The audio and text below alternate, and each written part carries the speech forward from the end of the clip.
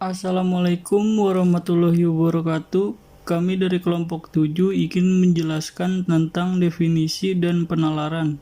Sebelum masuk kepada pembahasan, kami dari kelompok 7 yang beranggotakan 1. Mega Khairunisa, Rizky Sultan, Wais Al-Korni dengan saya sendiri, dan terakhir Raka Maulana.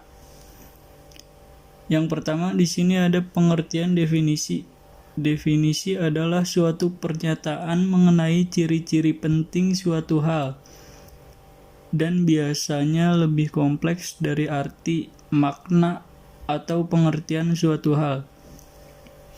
Pengertian kata definisi bisa kita kemukakan sesuai dengan keinginan kita, tetapi tentu saja akan lebih baik apabila kita mengetahui apa itu pengertian definisi dari para ahlinya. Berikut ini ada pengertian menurut para ahli dari beberapa sumber. Di sini ada Richard Norguis menyatakan bahwa definisi adalah sebuah pernyataan tentang arti sebuah kata atau frasa. Berikutnya ada Samuel Butler dalam bukunya The Notebooks of Samuel Butler 1912 menyatakan bahwa definisi adalah memasukkan atau keluaran ide ke dalam rangkaian kata-kata. Wikipedia, pernyataan yang menjelaskan tentang arti sebuah istilah, kata, frasa atau simbol. Tujuan membuat definisi.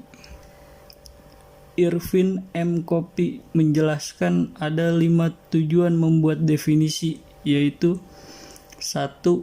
Menambah kebendaharaan kata.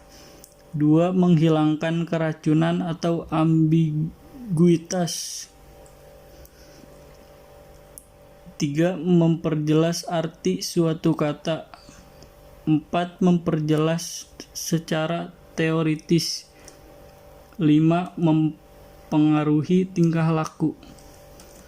Berikutnya ada macam-macam definisi yang akan dibacakan oleh Mega Khairunisa. Assalamualaikum warahmatullahi wabarakatuh. Di sini saya akan menjelaskan tentang macam-macam definisi. Pertama, definisi stipulatif merupakan definisi konotatif yang menyebutkan satu persatu atau menuntut syarat-syarat didefinisikan. Kedua, definisi leksikal atau dikenal juga dengan definisi kamus adalah definisi yang menyatakan secara tersurat makna yang biasa digunakan khayalak ramai sehari-hari.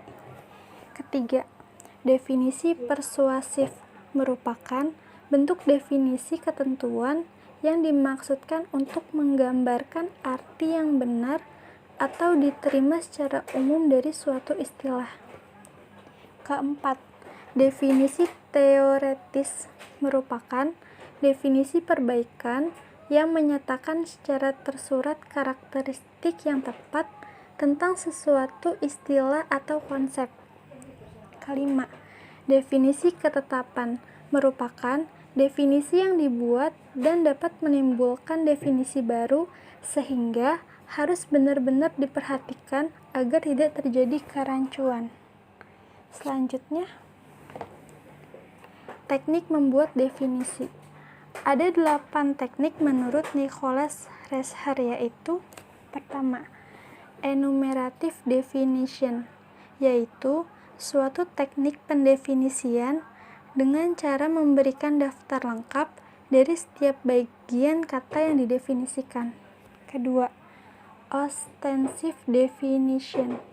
Definisi dibuat dengan mengungkapkan perwakilan dari bagian kata yang didefinisikan. Ketiga, genetic definition. Definisi dibuat dengan memaparkan organisasi atau unsur-unsur pembangun kata yang didefinisikan. Keempat, constructive definition. Definisi yang dibuat dengan mengungkapkan instruksi atau perintah. Selanjutnya, kelima, constructive definition, yaitu definisi yang dibuat dengan mengungkapkan instruksi atau perintah. Keenam, operational definition, definisi yang dibuat berdasarkan serangkaian percobaan yang dapat menentukan cocok atau tidaknya kata itu dalam kasus sifatnya. Ketujuh, synonymous definition, definisi yang dibuat dengan memacu pada definitum yang sama. Contoh, laki-laki adalah pria. Ke-8, abbreviative definition, definisi yang dibuat dengan menjelaskan kepanjangan simbol dari definitum. Contoh, IND adalah Indonesia. YTH adalah yang terhormat. Selanjutnya, syarat membuat definisi. Pertama, definisi tidak boleh masuk ke dalam definisi. Kedua, definisi tidak boleh terlalu luas dan terlalu sempit. Ketiga, definisi harus mengacu pada atribut esensial yang dimiliki atau terdapat dalam definitum. Keempat, definisi harus jelas, harus menghindari kerancuan dan kesamar-samaran. Saya akan melanjutkan penjelasan dari Mega Khairunisa tentang syarat membuat definisi. Yang kelima, definisi harus literal. Yang keenam, definisi tidak boleh dalam bentuk kalimat negatif. Yang ketujuh, definisi harus dievaluasi sentral mungkin. Ini ada kaitannya dengan loaded definition. Yang kedelapan, definisi yang dibuat harus teris konsisten dengan definisi yang sudah berlaku. Selanjutnya, saya akan menjelaskan pengertian penalaran. Pengertian penalaran. Penalaran adalah proses berpikir yang bertolak dari pengamatan indera atau pengamatan empirik yang menghasilkan sejumlah konsep dan pengertian. Didasari sejumlah proposisi, pernyataan atau fakta yang diketahui atau dianggap benar, atau bisa dibilang pengamatan. Proses seorang menyimpulkan sebuah proposisi baru yang sebelumnya tidak diketahui disebut menalar. Menurut tim Balai Pustaka, istilah penalaran mengandung 3 pengertian, diantaranya 1. Cara menggunakan nalar, pemikiran atau cara berpikir logis. 2. Hal, mengembangkan atau mengendalikan sesuatu dengan nalar dan bukan dengan perasaan atau pengalaman. 3. Proses mental dalam mengembangkan atau mengendalikan pikiran dari beberapa fakta atau prinsip. Ciri-ciri penalaran. 1. Didasarkan atas sesuatu yang sudah diketahui. 2. Sistematis. 3. Bersifat empiris dan rasional. 4. Menghasilkan kesimpulan berupa pengetahuan, keputusan atau sikap yang baru. Assalamualaikum warahmatullahi wabarakatuh. Saya Raka Maulana Firdaus. Saya akan melanjutkan presentasi yang telah dibacakan oleh Sultan, yaitu syarat-syarat kebenaran dalam penalaran, yaitu sebagai berikut. Suatu penalaran bertolak dari pengetahuan yang sudah dimiliki seseorang akan sesuatu yang benar atau sesuatu yang memang salah. Dalam penalaran, pengetahuan yang dijadikan dasar konklusi adalah premis. Jadi semua premis harus benar. Benar di sini harus meliputi sesuatu yang benar secara formal maupun material. Ada juga metode dalam bernalar.